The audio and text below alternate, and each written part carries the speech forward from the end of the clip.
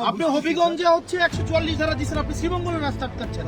হবিগঞ্জে জাতীয় নাগরিক পার্টি এনসিপির কেন্দ্রীয় নেতা নাসির উদ্দিন পাটোয়ারি ও সার্জিস আলমের বিরুদ্ধে আইফোন ছিনতাইয়ের অভিযোগ উঠেছে।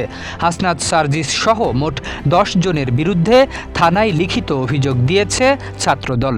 অভিযোগে নগদ 50,000 টাকা, 4টি আইফোন ও একটি স্যামসাং স্মার্টফোন ছিনতাইয়ের পাশাপাশি হত্যার চেষ্টা, মারধর ও ভাঙচুরের অভিযোগ আনা হয়েছে। এছাড়া অজ্ঞাত আরও 40 থেকে 50 জনকেও অভিযুক্ত করা হয়েছে।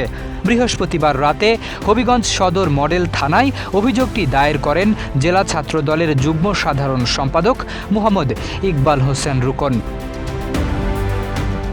অভিযোগে বলা হয়েছে, ছাত্রদলের একটি কর্মসূচিতে যোগ দিতে যাওয়ার সময় হবিগঞ্জ কোর্ট মসজিদের সামনে এনসিপির নেতাকর্মীদের সঙ্গে তাদের ধাওয়া পাল্টা ধাওয়া ও সংঘর্ষ হয়।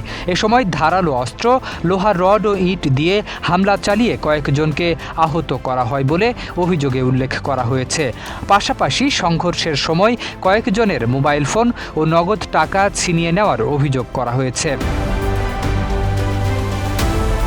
অভিযোগপত্রে আরও দাবি করা হয়েছে, সংঘর্ষের সময় সার্জিস আলম হামলার নির্দেশ দেন এবং বিভিন্ন আসামি নির্দিষ্ট ব্যক্তিদের কাছ থেকে আইফোন, স্যামসাং ফোন ও নগদ টাকা ছিনিয়ে নেন।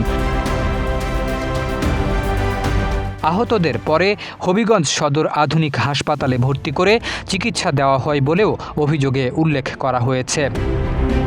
শরীফ উদ্দিন, ইত্তেফাক নিউজ।